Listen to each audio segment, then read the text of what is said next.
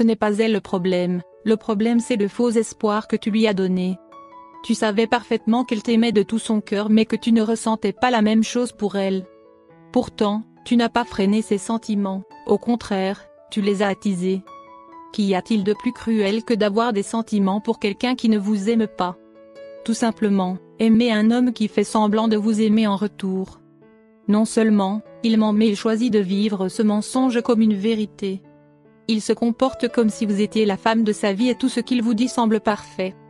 Il ne se pose pas deux fois la question, tant que votre présence lui convient, elle va continuer à mentir et à faire semblant d'être amoureux. Il va peut-être même parler de mariage et de futur commun. Car, même si dans son esprit tout cela est une fantaisie, il accepte de jouer le jeu pour vous garder sous la main. Il fait peut-être cela pour avoir une bouée de sauvetage en cas de difficulté ou s'il ne trouve pas une femme parfaite pour lui. On ne peut pas vraiment comprendre pourquoi les hommes préfèrent perdre du temps et de l'énergie. Et faire perdre du temps et de l'énergie à leurs prétendantes, plutôt que d'être honnêtes et sincères. Pourtant, cette stratégie semble leur convenir même si cela peut profondément blesser la femme qui est amoureuse d'eux. Toi, qui mens à la femme qui t'aime. Au départ, tu pensais peut-être que tu étais gentil et que tu épargnais ses sentiments ou peut-être que l'avoir à tes côtés te donnait une sensation de sécurité et de confort. Elle essayait de faire tout son possible pour devenir la personne que tu voulais qu'elle soit et durant ce processus, elle est complètement tombée amoureuse de toi. Pourtant, tu as choisi de te taire, tu as choisi de ne pas lui révéler tes véritables intentions. Pour toi, cela ne paraissait pas grave. Après tout, ce n'était que des petits gestes d'attention. Mais, pour elle, tout cela était très important. Tu as accepté de passer du temps avec elle et d'être présent lorsqu'elle avait besoin de toi. En faisant cela, tu lui as donné un faux espoir. Tu lui as fait croire que votre relation amoureuse était possible et que tes sentiments pour elle pouvaient se développer en quelque chose de plus fort et sincère. Elle avait l'impression que les émotions qui vous unissaient étaient bien trop fortes pour être à sens unique. Tu la regardais intensément, tu l'enlaçais et tu la caressais tendrement. Elle ressentait de l'électricité parcourir tout son corps durant ces moments-là et elle était donc persuadée que le sentiment était réciproque. Alors, elle a décidé de prendre son courage à deux mains et de te dire qu'elle t'aimait. Et là, quelque chose d'inattendu est sorti de votre bouche, tu lui as dit que tu l'aimais aussi. Un mensonge gros comme une maison mais, selon toi, ce n'est pas grave. Alors, tu as décidé de continuer à jouer avec elle en lui envoyant des messages tendres et des photos osées.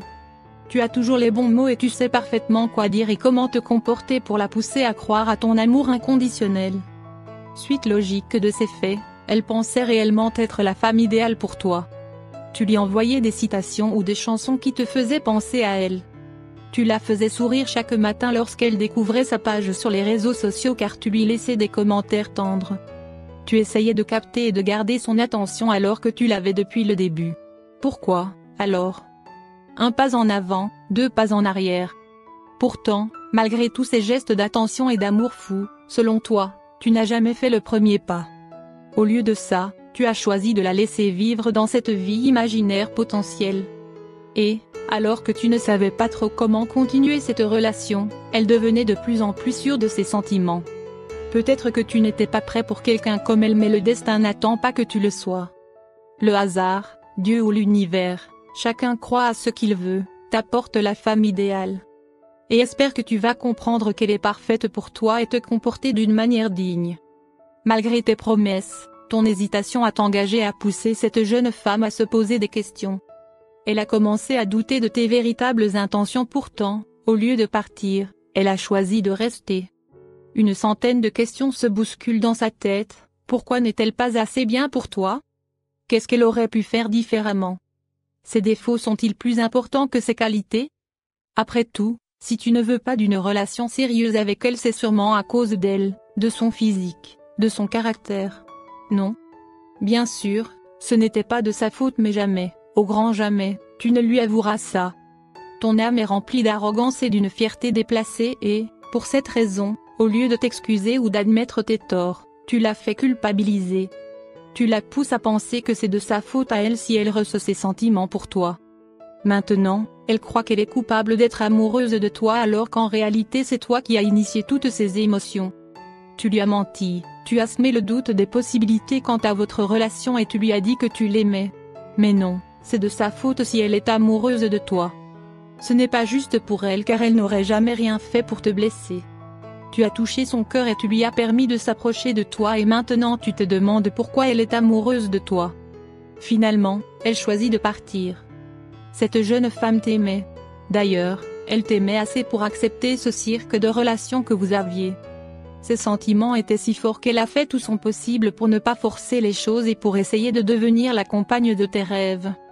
Finalement, tes actions et tes mots l'ont poussée à penser que le temps pour révéler son amour était arrivé.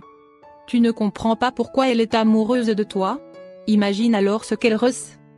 Elle est complètement confuse car elle ne sait pas pourquoi tu ne l'aimes pas. Elle se repasse toutes vos conversations et tous vos échanges et elle se demande comment elle a pu interpréter tes signes de façon si fausse. Heureusement, elle n'est pas stupide. Elle t'aime assez pour partir dignement après que tu aies choisi de la critiquer pour les sentiments qu'elle éprouvait. Une nouvelle fois, elle prouve qu'elle n'est pas égoïste, elle ramasse son cœur brisé et part pour te laisser vivre ta vie comme il te plaît. Mais, ne te méprends pas. Tu n'as pas ruiné ses espoirs et tu n'as pas détruit son amour-propre. Elle reste une femme forte et indépendante.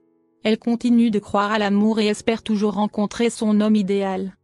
Mais, grâce à toi, elle a appris à mieux se protéger et elle a compris qu'elle devait faire attention à ce que dit la gente masculine.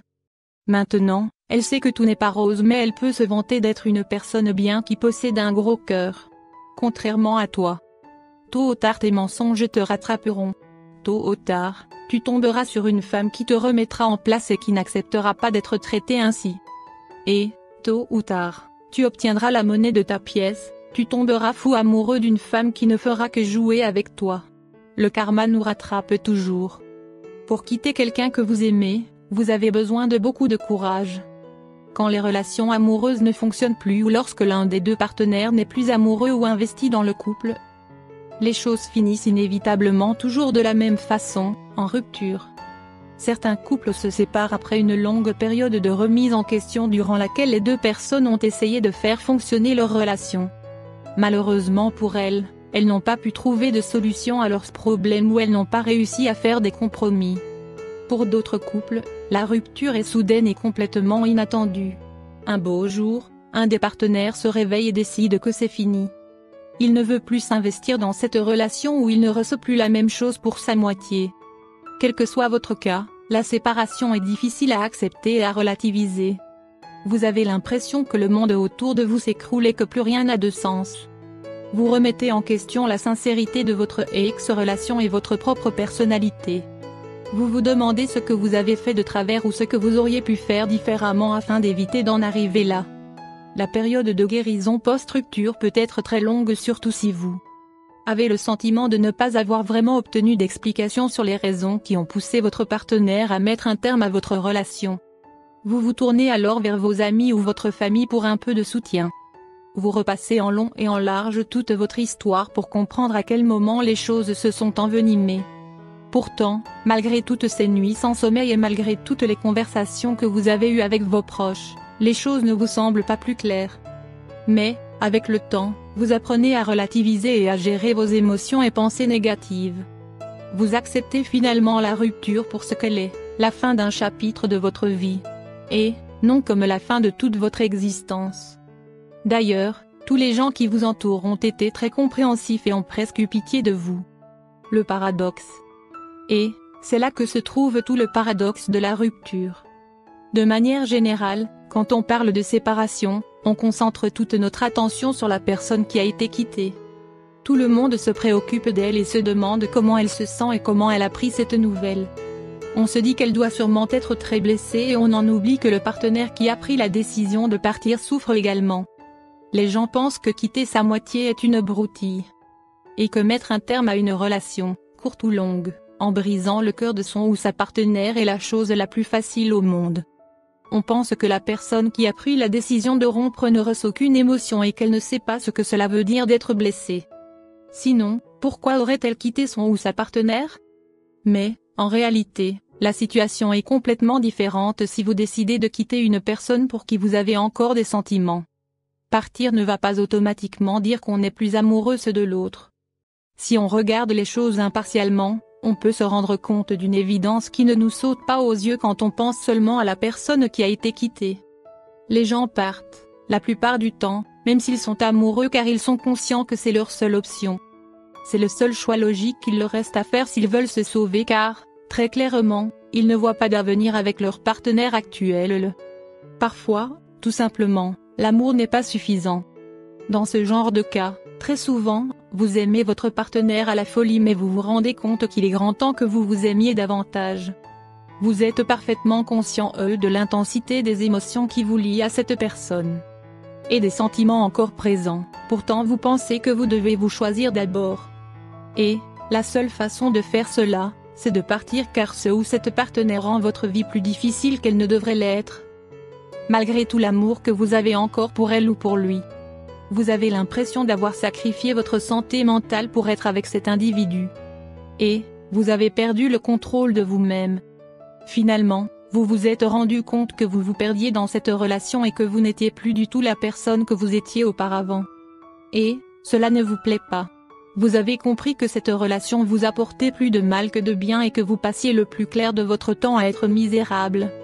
D'ailleurs, avec ou cette partenaire, vous êtes plus triste qu'heureux sans.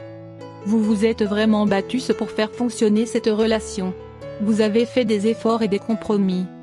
Mais, au final, vous n'êtes tout simplement pas compatibles et en tant que couple, vous ne vous complétez pas. Plus vous avez essayé, plus la réalité vous a sauté aux yeux, votre destin ce n'est pas d'être ensemble. Après mûre réflexion, vous avez décidé de mettre un terme à cette relation toxique et destructrice avant qu'elle ne mette en péril votre santé mentale et physique. Puis, quand vous avez fait ce choix définitif, la culpabilité vous a envahi. Vous vous demandez si vous avez abandonné trop tôt ou s'il existait une manière de sauver votre couple. Vous vous sentez coupable d'être la personne qui a brisé le cœur de son ou sa partenaire même si le vôtre est aussi complètement en morceaux. Vous vous dites alors que vous êtes faible et égoïste. Tout simplement, vous ne pouviez plus supporter d'être dans une telle relation. Et, à cause de cela, vous pensez que vous n'étiez pas assez fort pour faire face à tous vos problèmes.